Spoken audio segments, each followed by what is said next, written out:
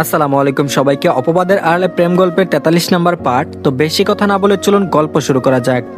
সবাই যখন অদিতিকে নিয়ে ব্যস্ত, সৌরভ ছেলেকে দেখেন ধ্রুব চুপ করে অন্য ধ্যানে মগ্ন। সবার এত হইচই, এত আনন্দের ঝলকানি ওকে একটু ছুতে পারছে না কেমন যেন। সৌরভ চিন্তিত হন, ছেলে কি খুশি না? সারা জীবন নিঃসঙ্গতার যন্ত্রণায় ধীরে ধীরে পুড়ছে ধ্রুব। ও হয়তো বা কখনো কাউকে বলবে না নিজের ভেতরের কথাগুলো। ওর মা বেঁচে থাকলে ধ্রুব হয়তো তাকে সব বলতো। আর সৌরভ শুনতে চান ওসব কথা যা ধ্রুব বলতে চাই, সবটুকু কথা শুনতে চান। ধ্রুব বাবা হিসেবে হয়তো বা নিজেকে এখনো তৈরি করতে পারছে না, তবুও সৌরভ জানেন ধ্রুব একজন চমৎকার বাবা হবে। সৌরভ এবার একটু কাশলেন, আর্দ্র কণ্ঠে ডাকলেন ছেলেকে, ধ্রুব। ধ্রুব অন্যমনস্ক ছিল। সৌরভ তাই আবারও ডাকলেন, ধ্রুব। ধ্রুব আচমকা ডাকে হুঁশ ফিরে কেমন যেন বলল, হুঁ। ও হ্যাঁ বলো। সৌরভ স্বাভাবিক গলায় বললেন, আমার রুমে সেদিনের ফাইলটা নিয়ে এসো, কথা আছে তোমার সঙ্গে। ধ্রুব মাথা নাড়ালো, উঠে চলে যায় পাশের লাইব্রেরি রুমে। আজকাল ধ্রুবর কাজ বুঝে নিচ্ছে সৌরভের থেকে। সৌরভের যে কটা ফ্যাক্টরি আছে ওসবের ওকালতি ঝামেলা মিটে গেলে সৌরভ ওসবের দায়িত্ব একমাত্র ছেলে ধ্রুবকে হ্যান্ড ওভার করবে। ধ্রুব চলে যেতেই সৌরভ চেয়ার ছেড়ে উঠে অদিতির পাশে এসে দাঁড়ালো। অদিতি উনাকে দেখে মাথা তুলে উনার দিকে তাকাই। সৌরভের মাথায় আলতো হাত রাখতে অদিতি হালকা হাসে।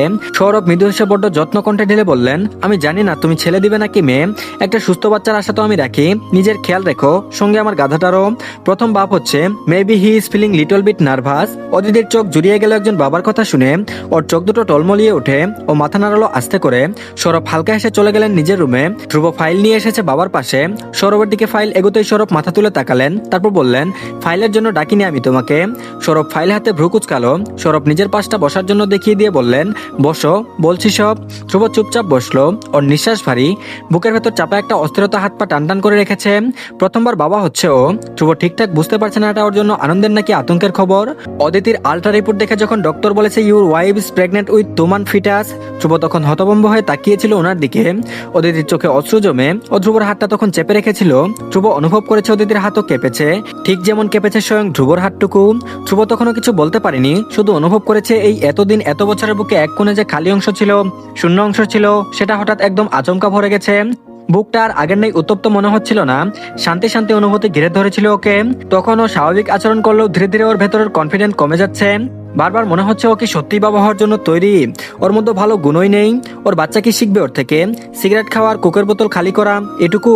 বাচ্চা যদি ভালোভাবে মানুষ করতে না পারে, ভবিষ্যতে যদি ওদের বাচ্চা ওকে বলে হোয়াট এ রাবিশ বাবা ইউ আর, কি করবে তখন ধ্রুব? একটা শিশুর দায়িত্ব সামলাতেই পারবে না, অসম্ভব। একটা নিষ্পাপ মুখ ওর দিকে চেয়ে থাকবে নির্ভরশীল, নিরাপত্তাহীন। ধ্রুব কি সেই নিরাপত্তার দেয়াল হয়ে দাঁড়াতে পারবে? আর যদি ওর বাচ্চা ওকেই সেই ব্যবহার দেয় যেটুকু দিয়েছে পুরোটা জীবন ওর বাবাকে, সইতে পারবে ও? অন্যমনস্ক ধ্রুবর পিঠে হাত রাখেন সৌরভ, তারপর বললেন, ধ্রুব। ধ্রুব মুখ তুলে তাকালো। ওর চোখ অন্যরকম লাগছিল। সৌরভ কিছুক্ষণ চুপ করে তাকিয়ে থাকলেন ছেলের দিকে, তারপর আস্তে করে বললেন, নার্ভাস? ধ্রুব উত্তর করলো না, শুধু নিশ্চুপে মুখটা পায়ের পাতার দিকে নামিয়ে রাখলো। সৌরভ আলতো করে ওর পিঠে হাত রাখলেন, তারপর বললেন, ইটস ওকে ধ্রুব, বাবা হওয়াটা ব্লেসিং। প্রথমবার যখন জানলাম আমি বাবা হচ্ছি, আমিও এরকম ছিলাম। হাত পা ঠান্ডা হয়ে গিয়েছিল, কেমন যেন অসহায় লাগছিল। মনে হচ্ছিল আমি পারবো না, আমি তো নিজের জীবনটাই সামলাতে পারি না, সন্তানের জীবন সামলাবো কিভাবে? ধ্রুব আস্তে করে বলা শুরু করলো তখন, তারপর বলল, আমি জানি না আমি বাবা হওয়ার যোগ্য কিনা, ভয় হচ্ছে আমার। সৌরভ মৃদু হাসলেন, তারপর বললেন, যোগ্যতা দিয়ে বাবা হওয়া যায় না ধ্রুব। বাবা হওয়া মানে নিখুঁত হওয়া নয়। এই পৃথিবীর সব বাবারাই নিখুঁত নয়, তবে I know you will give your best, right? Dhruba চুপ করে বসে রইল তখনও। সৌরভ ওর কাঁধে হাত রেখে বসে রইলেন কিছুক্ষণ। নীরবতা ভেঙে সৌরভ কথায় বললেন, অদিতি কিন্তু তোমার অপেক্ষায় আছে, she needs you the most. ধ্রুবর চোখে ভেসে ওঠে অদিতির খুশি মায়াবী চেহারাটুকু। কতটা খুশি ছিল ও বাচ্চার কথা শুনে। ধ্রুবর টনক নড়ে তখন। অদিতির ফিলিংসকে অপমান করে বসেছে ধ্রুব। ধ্রুব হুঁশে ফিরেছে যেন।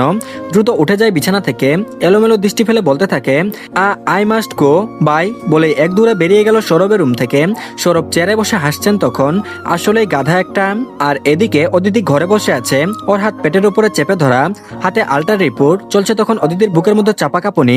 ধ্রুব বাবা হচ্ছে জানার পর ধ্রুব কেমন বদলে গেছে না? অদিতির তো মনেই হচ্ছে অদ্ভুত আচরণ করছে আসার পর থেকে। ও কি খুশি?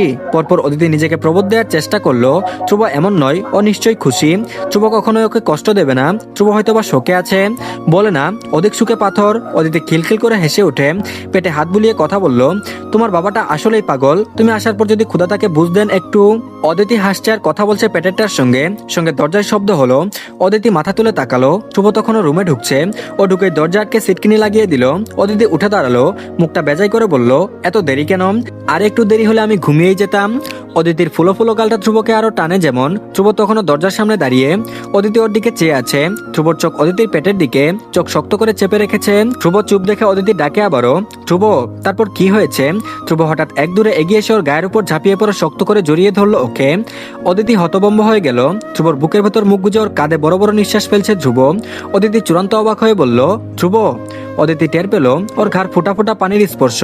অদিতি আরো অবাক, ধ্রুব আপনি কাঁদছেন? ধ্রুব কিছু বলল না, হাতের বাঁধন আরো শক্ত করে ওকে ধরে থাকলো। অমন শক্ত স্পর্শ অদিতি ব্যথায় গুঙিয়ে উঠতে ধ্রুব ভাঙা ভাঙা গলায় বলতে থাকে, আমি সরি অদিতি, আমি বেবিটা নিয়ে খুশি, ট্রাস্ট মি।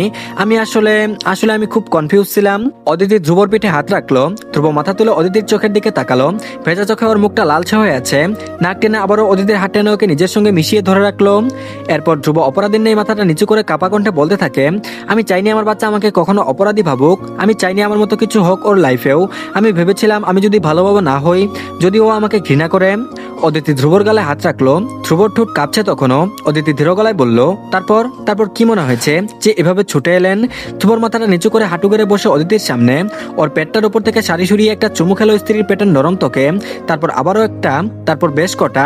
অদিতি শিউরে উঠে ধ্রুবর মাথার চুল খামচে ধরলো। ধ্রুব মাথা তুলে অভাবে হাঁটু গেড়া অবস্থাতেই অদিতির দিকে তাকালো। বড্ড আবেগ নিয়ে বলল, মেবি আমি পারবো, অ্যান্ড তুমি মাস্ট বি হেল্প করবে আমাকে। তুমি এই পেটের জনকে বলবে Dhruv is the best baba in this whole world, and আমিও রোজ ওকে ইমপ্রেস করতেই থাকবো কন্টিনিউয়াসলি। আমার ভক্ত না হয়ে যাবেই কোথায়? অদিতি হেসে ফেললো আচমকা। ধ্রুব উঠে দাঁড়ালো। আস্তে করে অদিতিকে টেনে নিজের বুকের সঙ্গে মিশিয়ে কপালে চুমু খেলো। চোখ বন্ধ করে অস্থির শ্বাস ফেললো অদিতি। ধ্রুব লোভ হয়ে যে মিটমিট করে হেসে বলল, আমার আদরের বাক বসাতে কেউ একজন আসছে তাহলে? অদিতিও হাসে। সেই কেউ একজন আমার লক্ষ্যে একটা বাচ্চা হবে, আপনাকে এতটা ভোগাবে না। ধ্রুব ভ্রু চালো, তারপর বলল, তাহলে বলছো আমি নিয়ম করে আমার আদরটুকু ভাগ পাবো? অদিতি লজ্জায় ডুবে যায়। আস্তে করে ধ্রুবর বুকে মাথা এলিয়ে বলল, যে আসুক, আমি চাই ও ধ্রুব হোক, ও আমার পাগলাটে প্রেমিক ধ্রুব। ধ্রুব হেসে ওঠে শব্দ করে, তারপর বলল, দুটো ধ্রুব, সামলাতে কষ্ট হবে না তোমার? অদিতি ধ্রুবর ঠোঁটে আঙুল চেপে ধরে থামিয়ে দিল ওকে। শাসিয়ে বলল, পারবো, আপনি হেল্প করবেন। আর এদিকে অদিতির বাবার বাড়ি থেকে আজ লোকজন এসেছেন। অদিতির মা ফাহিমা হাসি মুখে ওর পাশে বসে আছেন। ধ্রুবর মার সঙ্গে গল্প জমে উঠেছে বেশ। ফাহিমার মুখে প্রশান্তির ছাপ। অদিতির বাবা তোফাজ্জল অবশ্য চুপচাপ। শুরু থেকে মেয়ের থেকে দূরে দূরে থাকার দরুন নিজেকে খুশিটুকু প্রকাশ করতেই পারছেন না। মেয়ের সামনে বিশেষ কথা বলেননি অবশ্য, তবু এই চায়ের কাপটা হাতে এখনো মেয়ের দিকে আর চোখে তাকিয়ে আছেন। অদিতির চোখ পড়তে তিনি চোখ সরিয়ে নিচ্ছেন বারবার। অদিতি ধীরে ধীরে উঠে দাঁড়ালো। পুরনো কিছু বই লাইব্রেরিতে রাখতে হবে ওর, কালকে থেকেই রাখা। ও রুমে গিয়ে হাতের বইগুলো গুছিয়ে নিয়ে লাইব্রেরির দিকে গেল। লাইব্রেরির দরজায় পৌঁছাতে দেখে দরজা আগে থেকেই খোলা। অদিতি দরজার ফাঁক দিয়ে উকি মেরে দেখলো ধ্রুব একটা টেবিলের সামনে বসে আছে। ওর সামনে টেবিলে কিছু পেপার সরিয়ে রাখা। অদিতি মুচকি হেসে দরজায় ঠুকা দিল। তারপর বলল, হ্যালো মিস্টার ধ্রুব, মিসেস ধ্রুব ভেতরে আসতে চাইছে, আসবে? কিছু নাটক না করেই বলল অদিতি। ধ্রুব পেপারগুলো থেকে মাথা তুলে অদিতির দিকে তাকালো। ধ্রুবর চোখের চশমায় প্রথম দেখলো অদিতি। ধ্রুব চশমা খুলে টেবিলে রেখে উঠে এলো। অদিতির হাত থেকে বইয়ের স্তূপ নিজের হাতে নিয়ে বিরক্ত কণ্ঠে বলল, বইগুলো তুমি বইছো কেন? ধ্রুব ভেতরে ঢুকছে বই নিয়ে। অদিতি ওর পিছু পিছু বলতে বলতে এগুলো, আমি তো এসব রাখতে এসেছি এই রুমে। ধ্রুব বইগুলো জায়গা মতো রাখতে রাখতে বলল, তুমি প্রেগনেন্ট অদিতি, এখন ভারী জিনিস উঠানো তোমার জন্য সেফ না। এখন প্লিজ একটু রেসপন্সিবল হও, টাইমটা তোমার ভালো না এখন। অদিতি শুনলো সব নিয়মের কথা, বাধ্য মেয়ের নেই। ধ্রুব বই তাকে গুছিয়ে রাখলো। অদিতির দিকে ফিরতে অদিতি আবারও বলল, ধ্রুব আমার একটা বই লাগবে এখান থেকে, খুঁজে দেবেন কষ্ট করে। ধ্রুব টেবিলের উপর অগুছালো পেপারগুলো গুছাতে গুছাতে জবাবে বলল, এখানে তো ম্যাথের বই নেই, সব উকালতির বই। অদিতি হাত তুলে তাকিয়ে দেখালো উঁচু তাকের একটা বইয়ের দিকে। উকালতি না, ত্রিনামা বলেছে ওই ফিলোসফির বইটা পড়তে, এনে দেবেন? ধ্রুব গম্ভীর একটা নিঃশ্বাস ফেললো। গুছানো পেপার জায়গা মতো রেখে অদিতির দিকে চেয়ে বলল, আজকাল বড্ড খাটাচ্ছ আমাকে তাই না? অ্যাডভান্টেজ নিচ্ছ তাই না? অদিতি হেসে ফেললো। ধ্রুব কথা না বাড়িয়ে তারপর মই টেনে এনে তাক সমান উঁচু হয়ে উঠে দাঁড়ালো। উঁচু তাক থেকে বইটা বের করতে গিয়ে পাশের একটা বক্স ধাক্কা খেয়ে নিচে পড়ে গেল। বক্স খুলে গিয়ে কেউ একটা পুরোনো ফাইল ছড়িয়ে গেল মেঝুময়। ধ্রুব মই থেকে বিরক্ত হয়ে তাকালো নিচে। অদিতি সেটা দেখে দ্রুত ব্যস্ত গলায় বলল, আমি গুছিয়ে দিচ্ছি। ধ্রুব মই থেকে নামতে নামতে শাসিয়ে উঠলো, ফাইলগুলো থেকে দূরে থাকো, ধুলো আছে ওগুলোতে। অমন ভারী শাসন শুনে অদিতি চুপ করে সরে গেল। ধ্রুব অদিতির দিকে ফিলোসফির বইটা এগিয়ে দিল। অদিতি হাত বাড়িয়ে সেটা নিতে ধ্রুব নিচু হয়ে মেঝেতে ছড়ানো ফাইলগুলো গোছাতে বসলো। কিন্তু এতেই ঘটলো ইয়ামিন বাড়ির সবচেয়ে বড় বিস্ফোরণ। ফাইল গোছানোর সময় ধ্রুবর চোখ হঠাৎই একটা পুরোনো ফাইলে আটকে গেল, যার উপরের মলাটে লেখা নিকাহনামা সাল 2019। আর এদিকে সৌরভ তোফাজ্জল টেরেসের গল্পে মশগুল। ঠিক তখন ধ্রুব এসে সোজা সৌরভের সামনে দাঁড়ালো। তার চোখ রক্তাভ, শ্যামলা মুখটুকু রেগে রক্তিম, সারা শরীরে যেন একটা চাপা আগুনের ঝাঁজ ছড়িয়ে পড়ছে। হাতটায় শক্ত করে মুঠো করে রেখেছে নিকাহনামার ফাইল। সৌরভের সামনে দাঁড়াতেই সৌরভকে দেখে বলল, তুমি এখানে? ধ্রুব তোফাজ্জলের দিকে একবার চেয়ে আবারও সৌরভের দিকে তাকালেন। সরাসরি স্পষ্ট গলায় বলল, we need to talk. Sourav ধ্রুবর দিকে চেয়ে তাকিয়ে কিছুক্ষণ চুপ করে রইল। সৌরভ ধ্রুবর চোখের দিকে তাকিয়ে কিছুক্ষণ চুপ করে রইলেন। ধ্রুবর শরীরে এই অদ্ভুত ঠান্ডা টুনটাকে অস্বস্তিতে ফেলে দিল। তোফাজ্জলের চোখ ধ্রুবর হাতে ধরা কাগজটার দিকে গেল। তিনি স্পষ্টই নিকাহনামার শিরোনামটা পড়তে পারলেন। চোখ ঠান্ডা হয়ে এলো তার নিজেরও। ধ্রুব সৌরভের কথার ধার ধারল না, কোনো উত্তরও দিল না। হাতের কাগজটা সোজা ছুঁড়ে ফেললো টেবিলের উপর। কাগজটা টেবিলের উপর পরে সশব্দে খুলে গেল। ঝাপসা আলোয় নিচের নিকাহনামার লেখাগুলো স্পষ্ট। সৌরভ কাগজটার দিকে তাকিয়েই ভরকে গেলেন। মুখটা ফ্যাকাশে হয়ে গেল তার। আমতা আমতা করে বললেন, এটা এটা তুমি কিভাবে পেলে? ধ্রুব এবার চেঁচিয়ে উঠলো, তারপর বলল, তাহলে এই তোমার প্ল্যান, রাইট? আমিও তো বলি, অদিতির বাবা কি করে আমাদের বিয়েতে মত দিয়ে ফেললেন? How is this possible? এই গেম খেলছিলে আমার সঙ্গে তোমরা? সৌরভ ধীরে ধীরে উঠে দাঁড়ালেন। ফরকে যাওয়ার গলায় বলতে চাইলেন, ধ্রুব আমি সব খুলে বলবো, আগে আমার কথা শোনো। আমি তোমার ক্ষতি চাইনি। আমি ধ্রুব আবারও চেঁচিয়ে উঠে তারপর বলল, আমি ধ্রুব অদিতিকে বিয়ে করার জন্য সাফার করছিলাম। ওকে নিজের করার জন্য যেখানে এক প্রকার যুদ্ধ করছিলাম, সেখানে আমরা আগে থেকেই মেরেট ছিলাম। ও আমার জন্য হালাল ছিল আগে থেকেই। আমি ওকে পেয়ে গেছি আমার যখন বয়স মাত্র 21। এত বড় কথা তুমি আমার থেকে লুকিয়েছো। আমাকে উত্তর দাও কেন? I need the fucking answer.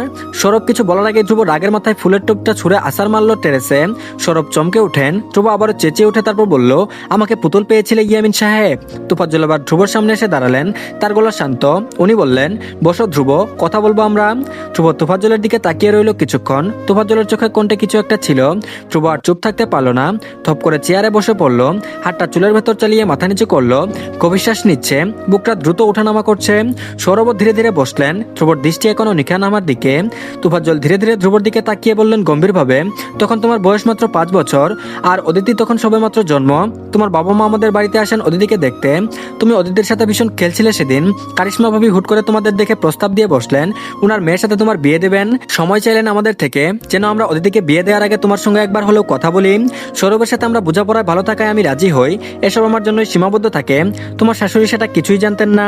ধ্রুব চুপ করে থাকে। তোফাজ্জল আবারও বললেন, তারপর কারিশমা ভাবি মারা যান। তোমার মায়ের মারা যাওয়ার আগে থেকে সৌরভ ব্যবসায় তখন লস খাচ্ছিল। প্রচুর টাকা দরকার ছিল তার।